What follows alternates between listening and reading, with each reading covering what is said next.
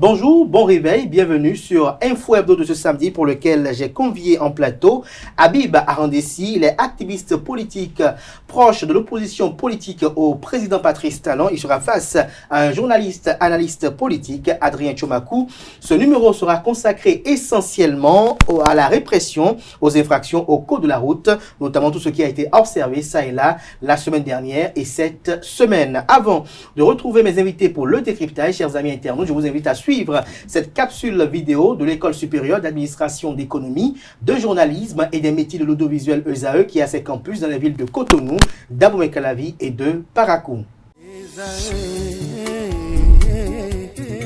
L'École supérieure d'administration, d'économie, de journalisme et des métiers de l'audiovisuel ESAE offre de nouveaux challenges pour l'année universitaire 2023-2024. Étudiantes et étudiants, parents d'élèves nouveaux bacheliers, ESAE, c'est la garantie d'une formation de qualité à des conditions très avantageuses. À Gbedjromede, à Papa, à Abomey-Calavi et Parakou, inscrivez-vous en administration générale, administration du travail et de la sécurité sociale, trésor et finances publiques, impôts, diplomatie et relations internationales, journalisme et métiers de l'audiovisuel, gestion des marchés publics, planification et développement local, sciences économiques, sciences juridiques et toutes les filières des sciences de gestion. ESAE vous offre des bourses, demi-bourses et de réductions pour les premières inscriptions dans toutes ces filières. Waouh! En licence 1, 2 et 3 et en master, bénéficiez jusqu'à 50% de réduction sur tous nos sites. N'est-ce pas génial? Infoline. ESAE Gbedjromede, 3e rue à droite en quittant le carrefour Le Jador pour la BIBE Jéricho ou au plus 229 90 93 65 21 98 98 14 00 à Kpakpa au plus 229 52 88 33 33 à Abomey-Calavi au plus 229 52 88 44 44 Parakou au plus 229 52 46 12 12.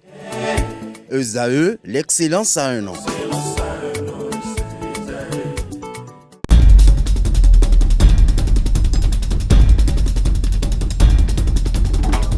Le décryptage du jour, comme je l'annonçais à l'entente de cette émission, Habib Arandessi, bonjour. Bonjour Kader. Merci d'avoir accepté l'invitation malgré l'agenda. Vous n'étiez pas à Cotonou, merci d'être venu, d'être rentré. Bonjour à vous, Adrien Tchomakou. Bonjour Kader, bonjour à toutes et à tous et bienvenue. Merci également pour l'acrobatie effectuée pour être là ce matin. Habib Arandessi, c'était pas facile. C'était pas facile effectivement. Merci d'être là. Habib Arandessi, répression aux infractions au code de la route. Les éléments de la police républicaine ont engagé cette répression. Il y a eu des événements qui ont été observés ça et là. Vous, quelle est votre appréhension de ces événements observés ça et là? Déjà, il faut dire que cette répression, c'est pour le bien-être de tous. C'est pour le bien-être de tous. Le port de casque nous protège dans des cas d'accident et autres.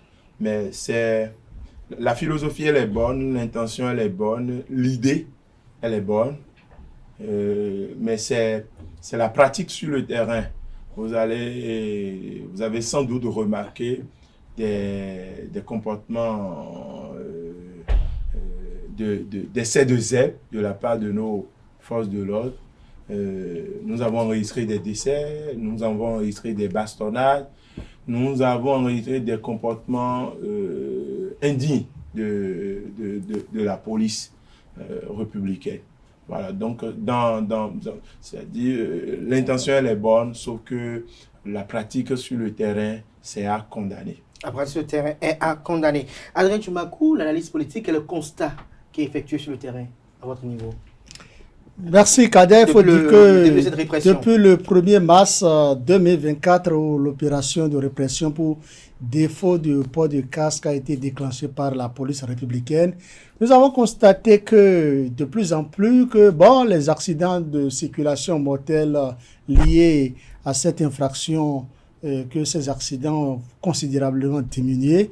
C'est une très bonne chose. Vous avez constaté qu'il y a une réduction? Il y a une réduction, ça il faut le dire. L'opération a démarré, ça se poursuit sur tout le territoire national. Le bilan qu'on peut faire, c'est que tout se passe. C'est un bilan assez bien, même si c'est un bilan qui est imbibé de sang.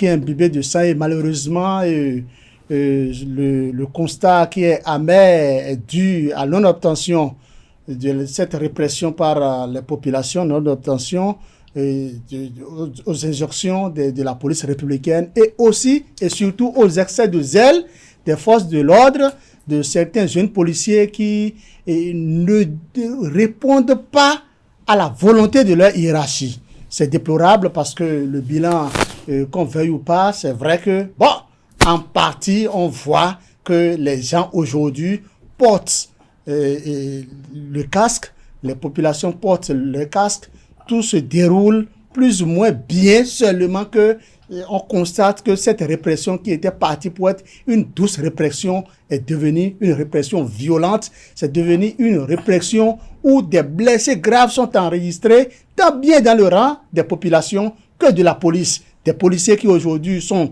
au CNHU, dans des hôpitaux de zone, des populations qui gisent dans du sang. C'est déplorable. C'est déplorable. Tout à l'heure, votre vis-à-vis, Habib Arandessi, a mis la lumière sur le fait que les populations n'obtempèrent pas. Est-ce à dire qu'il y a eu un déficit de communication sur l'intérêt de cette répression engagée par la hiérarchie de la police républicaine sous les injonctions du gouvernement? Alors, déjà, il faut dire l'idée qui devrait sous-tend cette répression devait être la sensibilisation. Il y a quand même eu des sensibilisations des organisations non gouvernementales, du CNSR, du Centre national de sécurité routière. Dans ce genre de cas ou dans ce genre de situation, il n'y a jamais assez de sensibilisation. Il faut sensibiliser assez. Il faut sensibiliser chaque fois. Alors, l'intention n'est pas de punir, n'est pas de sanctionner tel que nous voyons sur le terrain. L'intention, normalement, est de travailler psychologiquement les gens, socialement les gens, pour que le port de casque rentre dans nos habitudes. Sans quoi, je ne sais pas sur combien de temps, pendant combien de temps, on va réprimer. Tant que ça ne rentre pas dans les habitudes, je pense qu'on va toujours... Parce que vous allez remarquer que la répression contre le non-port de casque, c'est une répression qui est lancée périodiquement. Lorsqu'on cesse, les gens certains, et c'est normal, certains ne portent plus le casque et il faut relancer encore une fois la répression. Ça prouve que ce n'est pas encore rentré réellement dans les habitudes. Je pense que, et c'est ce qui manque aujourd'hui aux policiers, c'est le professionnalisme dans ces périodes de répression. Lorsqu'un citoyen ne porte pas le casque, déjà, le fait qu'un citoyen ne porte pas le casque dans tout un ensemble est un fait normal. Il faut le dire. Et c'est ce que les policiers n'intègrent pas. C'est pourquoi ils n'arrivent réellement pas à aborder la population. Il faut se dire, en tant que policiers, ils sont formés pour comprendre que lorsque nous sommes dans le commun des mortels, il y aura forcément des individus qui vont piétiner la loi. D'abord, tout le monde piétine la loi. Il n'y a pas un individu qui respire et qui ne piétine pas la loi. Même le DGPN, même le directeur de la police républicaine, à un moment donné, il peut oublier de mettre sa ceinture de sécurité. Alors, lorsque nous sommes dans des situations d'humains, de personnes humaines, des gens qui respirent, il faut préconiser le dialogue. Il y a des situations où le policier n'a pas besoin d'arrêter la personne, le pousser à aller payer la contravention, ou bien lorsqu'on fait arrêter quelqu'un qui ne s'arrête pas, le policier n'a pas besoin de lancer des matraques et autres. Des fois, quand vous rencontrez le citoyen, et ils sont formés, ce que je dis là, ils sont mieux outillés ils savent de quoi je parle. Dans certaines situations, il faut discuter avec le compatriote, il faut discuter avec le citoyen. Vous n'avez pas porté votre casque, ou bien vous avez porté votre casque, vous n'avez pas mis la ceinture de sécurité de votre casque, c'est synonyme de ne même pas porter le casque. Une prochaine fois, essayez de mettre, parce que c'est votre vie qui est en jeu. Mais le citoyen est informé par plusieurs communiqués radio télévisés que le non-port de casque, le non-port de la ceinture de sécurité du casque est assujetti à une contravention. Est-ce que c'est dans les habitudes? Nous ne pouvons pas parler hors contexte. Le fait d'informer tout simplement ne veut pas dire que les gens ont déjà intégré. C'est pourquoi il faut en faire davantage. Dans cette répression, il faut un peu de sensibilisation. Il faut de sensibilisation. Il faut de la douceur également. Il faut montrer, parce que tel que ça se passe aujourd'hui, vous allez remarquer que le policier se comporte comme si le citoyen était son ennemi. Et le citoyen voit aujourd'hui le policier comme un ennemi. Donc le dialogue est coupé. Le dialogue est rompu. Et moi, je pense que c'est les policiers qui doivent travailler aujourd'hui pour créer encore, parce qu'auparavant, il y avait une certaine complicité entre la masse et la police. Comment est-on arrivé aujourd'hui à cette rupture de communication, à cette rupture de collaboration et de complicité entre la masse et la police? Et il faut signaler que la police émane de la masse. La police appartient à la masse. Quand vous voyez les policiers, généralement, ils viennent de la masse. Ils ne viennent pas d'une petite bourgeoisie locale. C'est d'ailleurs pourquoi ils doivent se comporter. Ceux qui sont sur moto ou bien dans les véhicules que vous voyez là, ce sont des frères aux policiers et ils doivent réagir ainsi. C'est comme s'ils étaient des étrangers et les conséquences néfastes sont là et visibles. Adrien Tchomako, tout à l'heure, Habib Arandessi a dit que le policier voit, il rapporte une perception. Le policier voit le citoyen comme un ennemi, l'ennemi voit le policier comme un citoyen. Est-ce que le point de vue est partagé? Quelle est, votre analyse, votre appréhension de la situation? Oui, c'est déplorable qu'aujourd'hui, on a constaté que le lien qui existait entre la population et la police, qui a rupture entre ce lien, et que les deux ne parlent plus le même langage. En réalité, il s'agit de quoi? C'est-à-dire, telle que l'opération de répression pour défaut de port de casque est conduite aujourd'hui, on a l'impression que le directeur général de la police nationale veut asphyxier d'une manière ou d'une autre de la police républicaine. Excusez-moi, je vais parler du général de police Yaya Alabi Soumaïla, qui est gestionnaire mandataire de la police républicaine actuellement, puisqu'il est devenu civil. Il a été juste reconduit à la tête de cette unité, forte institution de la République. En réalité, on constate avec les actions que nous avons que c'est à croire que le directeur général de la police veut asphyxier les populations financièrement. C'est-à-dire, c'est tout comme si les institutions qui ont été données ont pour objectif d'amener des gens à renflouer les caisses de l'État en les interpellant pour qu'ils payent une contravention, bien sûr, pour défaut de port de casque. Or, en réalité, ce n'est pas ça. S'il y a des gens, s'il y a des populations, des usagers de la route qui vont même jusqu'à dénoncer ce qu'ils appellent du gangstérisme au plus haut niveau de la hiérarchie policière, on peut en partie leur donner raison parce que l'opération, elle est mal conduite. L'opération... Qu'est-ce que vous avez à affirmer que l'opération est mal conduite? Quels sont les éléments d'appréciation qui fondent cette analyse-là? Les faits sont là. Aujourd'hui, en l'état, il y a combien de blessés dans le rang des policiers? Il y a combien de blessés dans le rang des passagers? Dans le rang de ceux-là qui sont à moto? C'est ça. Il y a combien? Même si on ne peut pas affirmer qu'il y a déjà un mort. Évidemment, les gens parlent de mort. Mais pour moi, selon les dernières informations, c'est que celui qui est passé de via trépas à cause de cette affaire de répression pour défaut de casque, c'est parce que lui-même, il est un fugitif, il ne voulait pas obtempérer, il ne voulait pas s'arrêter, il fuyait pour pouvoir aller percuter un minibus et passer de via trépas malheureusement. Ce qu'il faut dénoncer, vous avez vu au début, on a cru que il s'agit d'une répression douce, une répression qui a l'allure d'une sensibilisation. Elle est toujours douce. Écoutez. Est-ce que vous n'êtes pas trop sévère? Est-ce que je peux être sévère en tant qu'analyste politique en vous disant certaines vérités? Sinon, vous n'êtes pas sans savoir et vous partagez bien sûr mon avis de ce que aujourd'hui, il y a par exemple un commissaire de police qui a été fracassé, il a fracassé complètement sa jambe, ce qui est déplorable. Il y a le citoyen qui a refusé d'obtempérer. C'est parce que le citoyen a refusé d'obtempérer.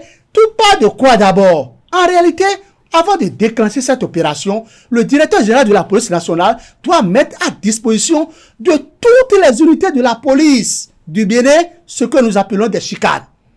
Combien de chicanes ont-ils des barrières pour que les forces de l'ordre réduisent de façon considérable et à chaque moment la largeur de la voie. C'est-à-dire, les éléments ont appris comment mener cette opération, mais il n'y a pas de moyens pour. Donc vous estimez que les éléments sur le terrain n'ont pas assez de moyens? Ils n'ont pas de moyens. Le premier moyen, c'est les chicanes. Il y a combien de chicanes là où les opérations sont menées? Aller dans ces carrefours ou à des endroits où des policiers sont postés pour pouvoir interpeller les gens. L'idée de l'opération, c'est d'abord de réduire la largeur de la voie, créer de l'embouteillage pour que de loin, le policier puisse déjà savoir que oui, il y a telle personne qui est en train de venir, mais qui n'a pas porté son casque, ou c'est le passager qui n'a pas porté son casque, et là, le policier pourra... À ce niveau donné, vous ne serez pas les mêmes à encore dire qu'ils ont créé de l'embouteillage, ils empêchent la libre circulation des personnes, et que bon, ça empêche les gens d'aller à temps. Le policier est le maître de la circulation. Qui a fait tricolore ou pas, c'est le policier. Dès qu'un policier ou deux policiers se pointent à un carrefour, le feu tricolore n'a plus sa raison d'être. C'est écrit dans les tests. Donc, nous sommes dans un état de droit. Les tests doivent être respectés. Et je pense qu'en l'état, premièrement, le directeur général de la police nationale doit commander dans l'immédiat des centaines de chicanes qui seront partagées du nord au sud, de l'est à l'ouest. En dehors des chicanes, qu'est-ce que vous estimez qui n'est pas disponible pour faciliter cette répression aux éléments de la police sur le terrain? Ce qui n'est pas disponible, c'est quoi? C'est ce que je peux qualifier d'une motivation exceptionnelle. C'est-à-dire, en l'état, quand vous prenez par exemple les tests en vigueur, quand vous prenez les douaniers, lorsqu'un douanier interpelle une marchandise, sur toute marchandise interpellée, le douanier a un pourcentage. C'est ce que disent les tests. Et c'est ça, c'est ce qui fait que... Vous voulez qu'un policier ait des avantages particuliers? Ils doivent avoir dans les normes, tout policier qui mène une opération républicaine, à part son salaire, doit être motivé autrement. Et ce n'est pas le cas actuellement? Ça n'a jamais été le cas. Malgré les réformes? Ça n'a jamais été le cas. Ce que moi je voudrais dire, c'est que le directeur général de la police doit, d'une manière ou d'une autre, premièrement, savoir raison garder. Il ne doit pas cesser de rappeler les règles élémentaires à ses directeurs centraux, et directeurs départementaux, commissaires centraux et consorts. Écoutez. Il le fait. Il le fait, mais comment? La dernière sanction qui a été prise, où le directeur général de la police républicaine a mis sous mandat, a mis aux arrêts de rigueur 3 éléments à Cotonou, vous avez suivi. Oui. Ça, je ne suis pas contre. Mais ce que moi je suis contre, puisque en droit, moi je suis juriste après tout, la faute est personnelle et individuelle. Ce n'est pas parce que un élément d'une unité est allé poser un acte qu'on ne doit pas poser qu'on viendra sanctionner le commissaire de cette unité. Le commissaire qui est dans son bureau... Lorsque les éléments ont des comportements déviants sur le terrain, vous en prenez au directeur général. Ça voudrait dire quoi? Tel que vous le dites, et vous soutenez si bien le directeur général. Écoutez, c'est très important ce que je veux dire. C'est-à-dire, en l'état, si un élément doit aller faire quelque chose, et c'est le commissaire qu'on viendra sanctionner, ça veut dire que le directeur général de la police aussi doit être sanctionné. Alors, il faut que le chef de l'État le démise alors de son poste. Peut-être qu'il a donné des consignes. C'est de ça. Il a donné des consignes qui ne sont pas respectées. Les consignes doivent être respectées par tout besoin serait. Et tant que vous êtes à un poste de responsabilité donné, vous devez œuvrer pour.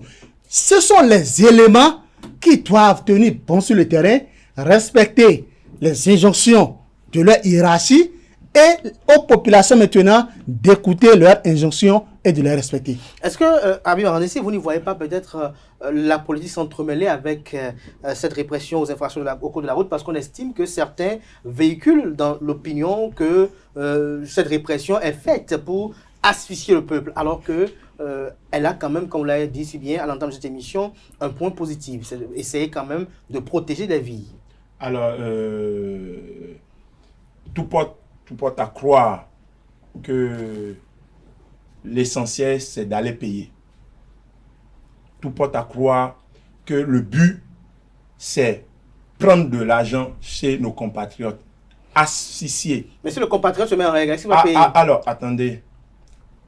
je disais tout à l'heure Oui. que dans le commun des mortels, lorsque les humains se mettent ensemble, la déviance devient un fait normal.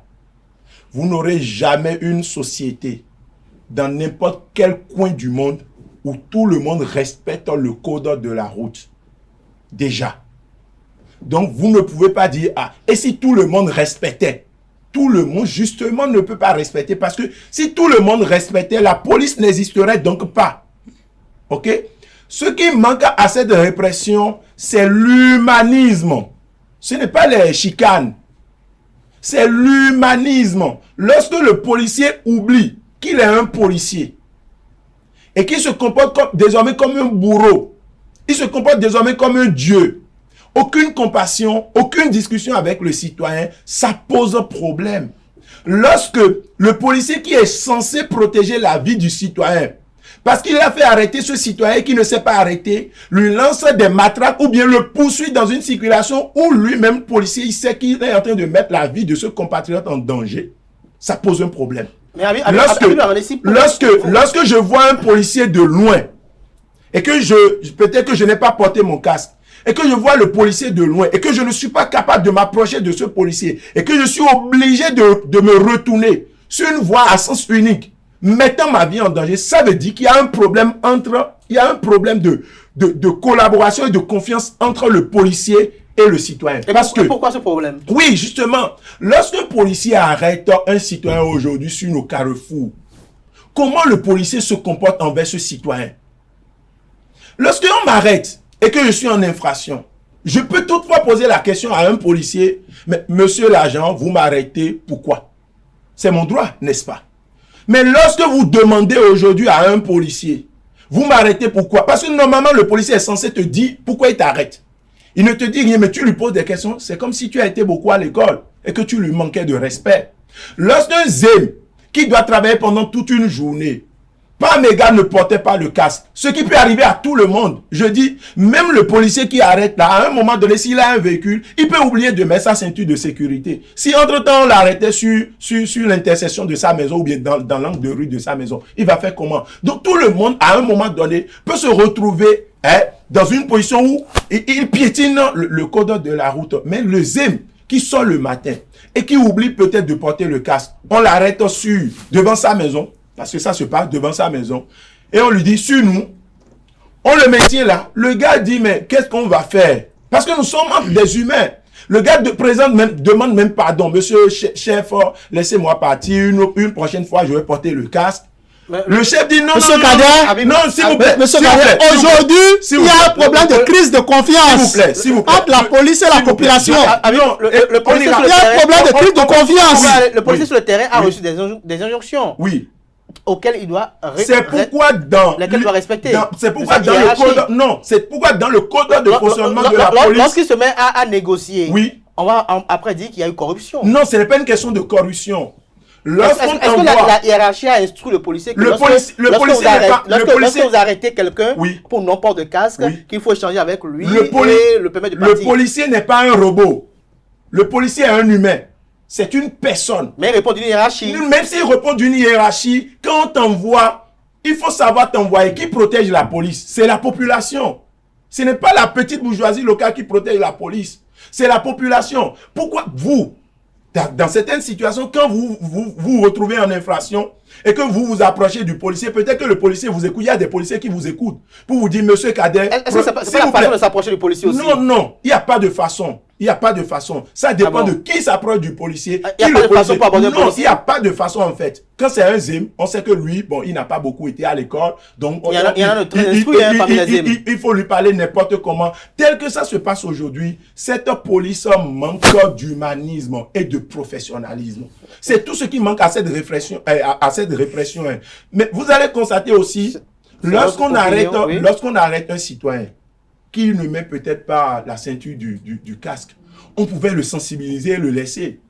On pouvait lui dire, mais écoute, prochainement, il faut porter et puis le laisser. Mais vous remarquez que non, on veut coûte que coûte que la personne paye. On parle mal aux citoyens. Et des fois, lorsque des policiers, en majorité, intimident des citoyens, On intimide, tu me connais, c'est à moi, tu parles comme ça, comme tu connais la loi là, tu iras au commissariat t'expliquer. Et aujourd'hui, lorsqu'un policier a un problème avec un citoyen, comment le citoyen est traité? C'est le policier qui a très souvent raison. Ça, c'est votre opinion. Et quand nous accumulons tous ces agissements, tous ces comportements, c'est normal qu'il y ait une crise de confiance entre la police et la population. Nous ne sommes pas là pour faire un procès à la police républicaine. Dans tout corps, il y a des brebis galeuses. Est-ce que ce n'est pas la manifestation de ces brebis galeuses-là qui fait qu'on a comme l'impression qu'il y a du discrédit qui est jeté sur toute une corporation qui fait quand même un travail titanesque et républicain? Tout à fait. Ça, il faut l'avouer. Nous avons, je ne dirais pas la meilleure police de la sous-région, mais notre police, pour ce que je sais, pour la petite expérience, c'est que nous avons une police qui répond au mieux aux préoccupations du peuple béninois. En réalité, cette opération, c'est l'une des opérations phares que la police républicaine doit bien gérer pour que, d'une manière ou d'une autre, le nom de la personne de Yaya puisse être gravé en bien dans l'histoire de notre pays. Mais malheureusement, avec ce qui se passe, où on voit des pneus incinérés et on voit des blessés graves enregistrés, on nous parle de morts, des blessés du rang de la police ou des policiers ou du rang des populations, ça laisse matière à réflexion. Ce qu'il faut souligner. Les populations n'ont-elles pas une part de responsabilité aussi en partie? Mais écoutez, les plus fautives sont bel et bien les populations.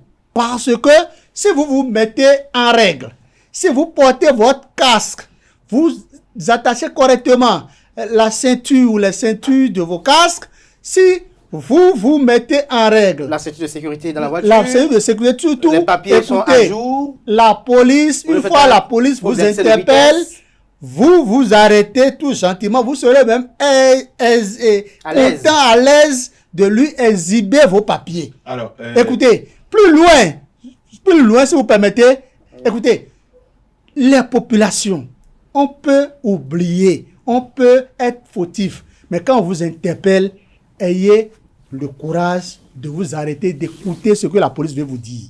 C'est très important. Alors, nous ne sommes pas là pour faire le procès de la police, mais nous sommes là pour dire la vérité, rien que la vérité. Au même moment, je suis d'accord que la population est fautive, que les gens gestent de discrédit sur la police, que les gens vilipendent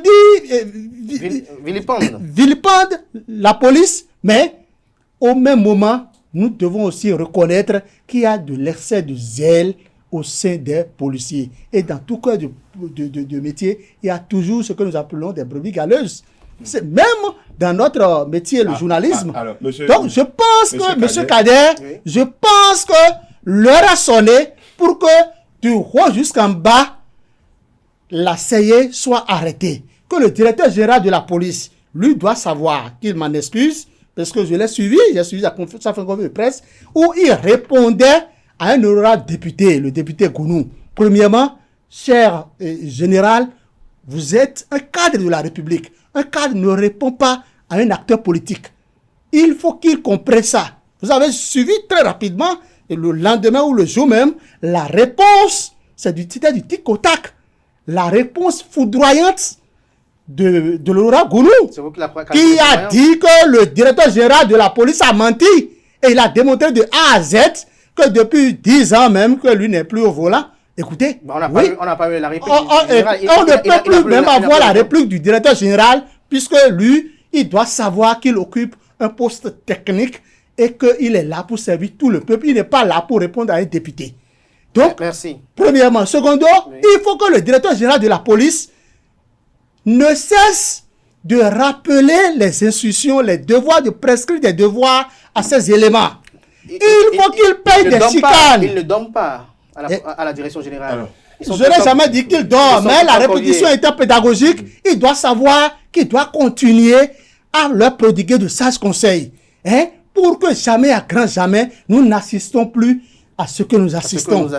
On ne veut plus avoir de blessés, oui, on ne veut plus avoir de morts, on ne veut plus avoir de ci et de ça. On veut que tout se passe dans la règle de l'art, que les choses se déroulent correctement et qu'à la fin de cette opération, nous puissions applaudir l'actuel directeur général de la police, Yaya Labi Soumaïla. C'est de ça qu'il est question. Alors quand je vous écoute, j'ai l'impression, c'est comme un véhicule qui tombe en panne, un mécanicien auto fait mal son travail, et on dit pourquoi le véhicule doit tomber en panne. La faute est aussi au véhicule qui est tombé en panne. Vous ne rendez pas normal la déviance au sein du peuple. Et quand vous ne rendez pas normal la déviance au sein du peuple, vous arrachez à la police son existence. Si le policier, face à une déviance, se comporte comme un individu, un vil individu, se comporte comme un simple citoyen. Selon vous, il doit réagir comment? Attendez. Monsieur, s'il vous plaît. Non, attendez, moi je vous ai laissé parler. Écoutez-le rapidement, vous allez réagir. Moi je vous ai laissé parler. Il faut comprendre une chose. Quand il y a eu une déviance, nous avons vu la réaction de la hiérarchie policière. Tout au moins des sanctions sont tombées. Il y a des sanctions qui sont appréciables. Il y a des sanctions qui ne doivent pas être tombées. Un commissaire, par exemple, qui a été limogé, moi j'ai dit non, on ne doit pas limoger le commissaire. On doit mettre aux arrêts l'élément et le traduire en conseil de discipline. Voilà. On peut même aller jusqu'à le radier. Voilà. Alors, suivant Habib Arandessi. Alors, nous ne disons même pas la même chose. Moi, je fais un autre débat. Moi, je parle de ce qui Mais il y a des jonctions. Non, on ne dit pas la même chose. Si vous me pétanquez, je dois vous apporter des clarifications. Quand je vous écoute et que j'ai l'impression, on dit, la faute est à la population. Je ne sais jamais dire que c'est à la seule population. C'est comme un véhicule. Arrêtez, il faut comprendre quelque chose. S'il vous plaît. La faute est partagée, je l'ai toujours dit. Il y a la population, les policiers et le directeur général de la police qui a mené cette opération. Ils sont tous trois responsables de ces bavures que nous enregistrons. Autrement dit, si ça tourne mal, le directeur général, qui est gestionnaire mandataire de la police républicaine, sera limogé. Les populations seront fortement sanctionnées. Écoutez, ces policiers reçoivent déjà leurs sanctions. Alors, Habib Arandessi, vous êtes en train de parler. Alors, je disais... Dans nos progressions de la fin. Oui, c'est comme si un véhicule qui tombe en panne, et un mécanicien fait mal son travail et on accuse le véhicule d'avoir tombé en panne. Ok?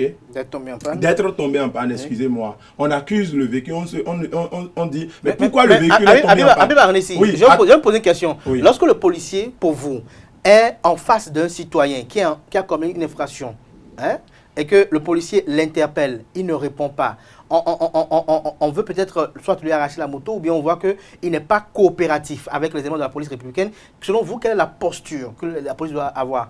Alors, lorsque chaque fois nous allons parler de la situation sur le terrain, du rapport entre le policier et le citoyen, sans tenir compte de ce que nous vivons tous. C'est comme si nous venons sur un plateau, on fait semblant de ne pas dire ce que nous voyons autour de nous. Qu'est-ce que nous voyons très souvent autour de nous? La répression est menée pourquoi, selon vous?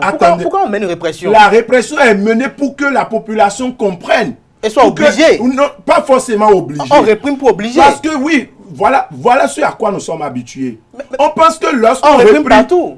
Non, attendez. On pense que lorsqu'on réprime de façon sanglante, les gens vont comprendre. Ah, c'est de façon sanglante. Oui, ce qui se passe, vous avez, monsieur Adrien a dit tout à l'heure, ce qui se passe, c'est plus que sanglante même. Alors, parce que, écoutez-moi, l'idée n'était pas partie, l'idée n'était pas pour une répression sanglante. Ouais, si chaque fois... Non, la précision est importante. Nous devons encourager la police à mieux réprimer. Nous devons encourager le directeur général de la police à mieux réprimer. À force, si chaque fois, s'il vous plaît... Quand vous parlez d'une répression sanglante... On va l'écouter, moi, je fais tellement de plateaux et on doit avoir de l'expérience, à un moment donné, Parlez, il faut nous sommes en train de grainer il faut des fois montrer qu'on a l'habitude de faire des plateaux. Si chaque fois, quand vous parlez, je dois intervenir, je dois vous stopper, et que moi, quand je commence, il n'y a plus de débat, les gens ne vont rien comprendre de ce que nous disons. Donc, permettez à ce que moi, parce que ce n'est même pas... ma personne évoluer, le temps passe. Moi, je ne m'adresse même pas à vous, ce n'est même pas un débat alors, entre vous et moi. Alors, je dis, et je persiste. En France, il y a une répression aux infractions. Non, ce n'est pas le même contexte, ce n'est pas comme ça se passe. En France, lorsque tu violes ou bien tu ne respectes pas le feu tricolore, on t'apprend une contravention. Chez toi, c'est organisé de telle enseigne que chez toi, il n'y a pas un policier qui va... Mais nous ne sommes pas encore à ce niveau aujourd'hui. Oui, il n'y a pas un policier qui va te brutaliser. Voilà que nous ne sommes pas encore à cet état aujourd'hui. Ce qui se passe aujourd'hui sur le terrain, c'est le manque d'humanisme et de professionnalisme de nos chers amis policiers. Et tant qu'ils vont se comporter comme des étrangers envers la population, il y aura toujours ce problème. Les populations, nos compatriotes sont les frères, sont nos frères, sont des amis des policiers. Lorsque vous arrêtez un citoyen sur un carrefour, il y a une manière de vous adresser à ce citoyen. Laquelle? Il y a une manière. C'est l'humain. Lorsqu'on m'arrête, par exemple, Monsieur Kader, la première des choses, c'est de me rappeler pourquoi on m'a arrêté. Et moi, en retour, je peux dire, mais non, monsieur l'agent, vous vous trompez parce que.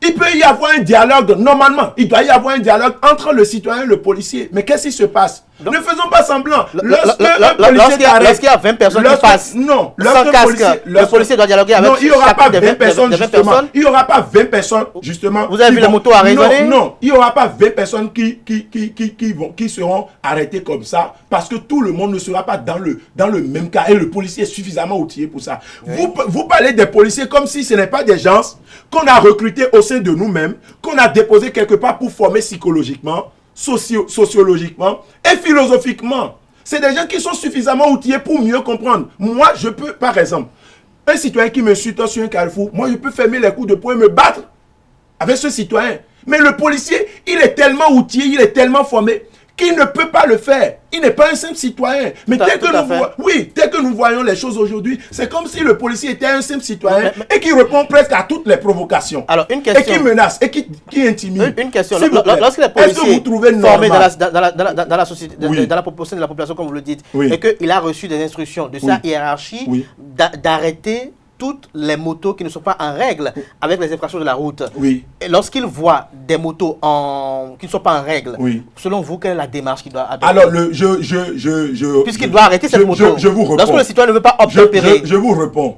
D'abord, le policier n'est pas un robot qui est programmé pour... Ah non, il faut arrêter tout le monde. Non. D'ailleurs, sur nos carrefours, il y a des gens qui ne portent pas le casque. Et le policier, quand il voit la personne, il se dit, bon, lui là, il discute avec la personne pour dire, bon, écoute, ne le fais plus, et il part. Il arrête d'autres personnes. Ça veut dire quoi? On ne respecte jamais strictement les instructions qui sont dans les 1, de 2, tel que la circulation elle est faite en République du Bénin, dans les pays comme le nôtre.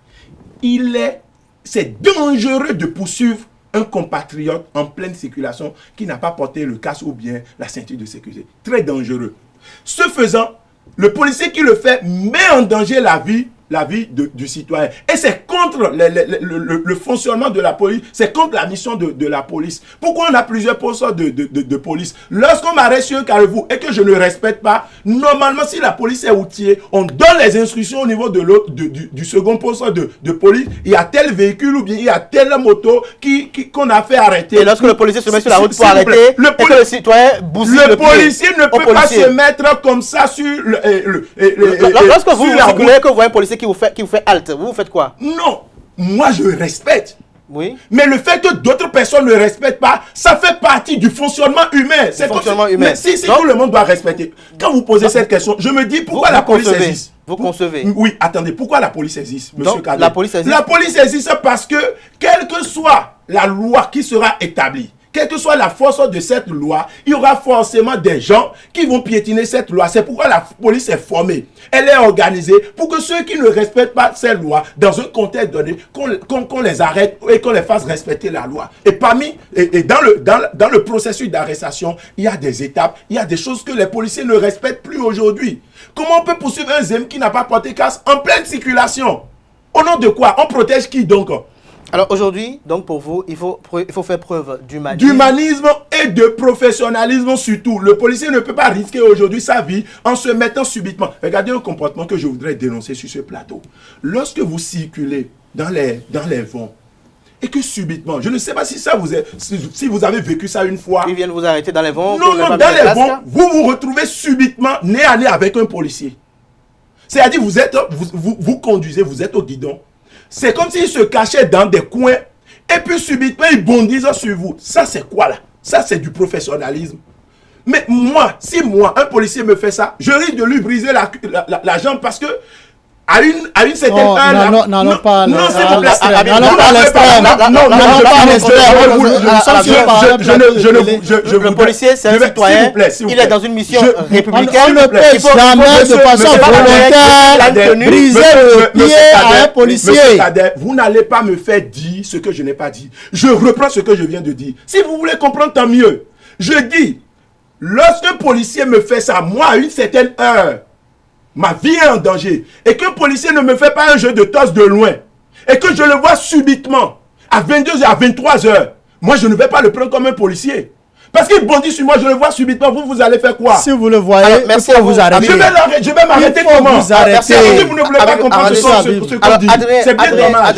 Adrien, il faut dénoncer ça de comportement de la part de nos policiers. Il faut quand même reconnaître que le travail, cette profession, elle est quand même assez complexe. Nous avons vu des policiers sur un carrefour qui, aux heures de travail, sont partis ainsi, puisqu'il s'agit quand même d'un ami, j'en parle avec beaucoup d'émotion, qui était sur un carrefour de la ville d'Abomey-Calavi, et en pleine nuit, un camion lui a fauché la vie. Le métier est très risqué, il rencontre toutes sortes de populations, il rencontre toutes sortes d'humeurs de part et d'autre.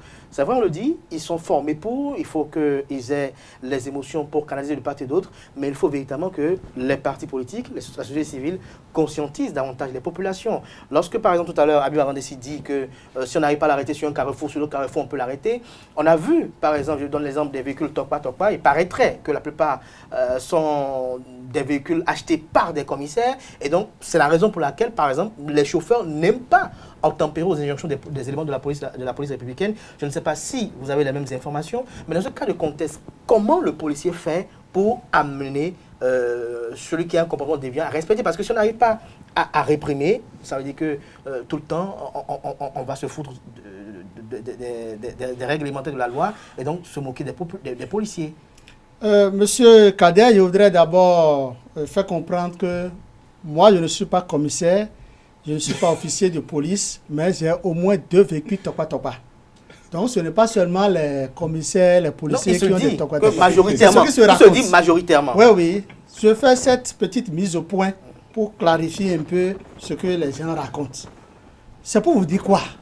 De façon générale, nous n'aimons pas obtempérer aux injonctions des forces de l'ordre.